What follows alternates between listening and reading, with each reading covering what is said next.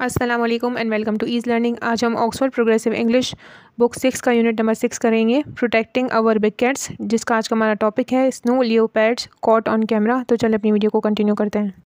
Pakistani researchers कामयाब हो गए उन खास तस्वीरों को जमा करने में जो कि ख़तरे में थी और जिन्हें पकड़ना बहुत मुश्किल है, यानी स्नो लियोपैड, जो कि आइसी हिस्पर ग्लेशियर पर मौजूद है। और ये हिस्पर ग्लेशियर पाकिस्तान के सेंट्रल कराकोरम नेशनल पार्क में है। रीड करते हैं उनकी रिपोर्ट के बारे में। यहाँ पर इंडेंजर का मतलब है एट रिस्क या इंडेंजर, एलूसिव का मतलब है डिफ़िकल्ट टू कैच।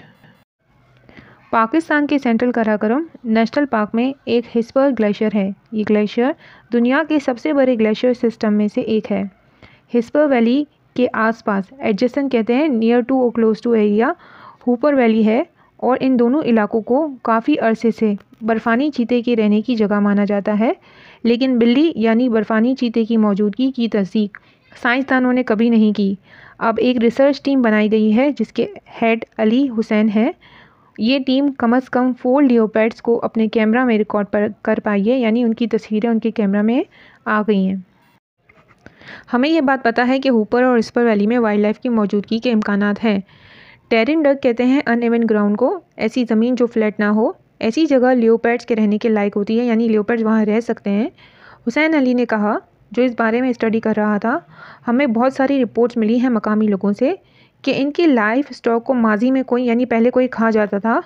हमें और कुछ करना होगा ये पता करने के लिए कि यहाँ स्नो लियोपैड्स की आबादी हो सकती है।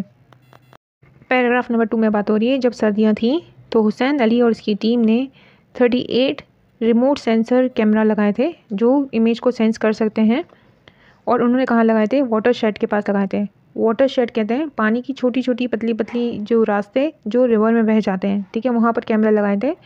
इन दोनों वैलीज़ में कैमरा बड़ी मुश्किल से लगाए गए क्योंकि वहाँ बहुत सख्त वर्जिश करनी पड़ती थी। स्ट्रेनियस कहते हैं सख्त। इस मुश्किल मौसम में, क्योंकि वहाँ सर्दी थी, तो वॉक करना भी मुश्किल है और कोई काम करना भी बहुत मुश्किल हो जाता है बर्फ़ानी इलाकों में। यहाँ कह रहे हैं कि सर्दी बहुत ज़्यादा थी, इसलिए कैमरा लगाना बहुत मुश्किल हो गया था। हमें यहाँ ख़राब मौसम का सामना करना पड़ा था क्योंकि बहुत तेज़ बर्फ़बारी हो रही थी और हर वक्त पहाड़ों से पत्थर गिरने का भी खतरा था। जब बर्फ़बारी होती है तो वो पत्थरों पर लगती है, पहाड़ी इलाकों पर, तो वहाँ से पत्थर के गिरने का भी खतरा होता है। एवलांचेस कहते हैं स्लिप होने को। इसीलिए उन्होंने टीम के सबसे बड़े मेंबर एजाज़ुर रहमान को बुलाया और उन्हें वापस भेज दिया। 2 महीने बाद उन्होंने खुद को तैयार कर लिया था कि हमें ऐसे एलिमेंट्स का सामना करना पड़ सकता है, यानी दोबारा भी ऐसा हो सकता है। ब्रेस कहते हैं सपोर्ट करने को। और एक दफ़ा फिर वो लोग दोबारा हिस्पर ग्लेशियर में गए जहाँ पे उन्हें कैमरा निकालने थे। अब कैमरा निकालने की बारी आ गई थी। वो कैमरा इसलिए निकालना चाहते थे ताकि तस्वीरें देख सकें कि उस कैमरा ने कौन कौन सी तस्वीरें को कैप्चर किया है। ये बहुत मुश्किल टास्क था, लेकिन इसका नतीजा बहुत अच्छा निकला और इनकी मेहनत रंग ले आई। हुसैन की खुशी की वजह, उसने अपनी इतनी खुशी थी उसे कि उसकी अपनी ज़बान को वो रोक नहीं पाया और उसने कहा कि हमारे पास स्नो लियोपैड्स की तस्वीरें हैं हमारे 10 कैमरास पर, जिस पर से 4 की हम शनाख्त कर सकते हैं। यानी 10 कैमरास पर 4 ऐसी तस्वीरें हैं जिसमें हम ये आइडेंटिफाई कर सकते हैं कि वहाँ पे स्नो लियोपैड्स मौजूद हैं। ये हमारे ख्वाब से भी बढ़कर है। ये पहली तस्वीर है जो कि कैट की मौजूदगी ज़ाहिर करती है। कैट जो है वो किसको कहा गया है? स्नो लियोपैड्स को कहा गया है। टाइगर, लायन, ये सब जो है कैट की फैमिली को बिलोंग करते हैं। कराकोरम नेशनल पार्क में टीम को red foxes, stone martens, weasels, pikas और कैप हेयर्स भी मिले हैं। होप आपको अच्छे से समझ आया होगा।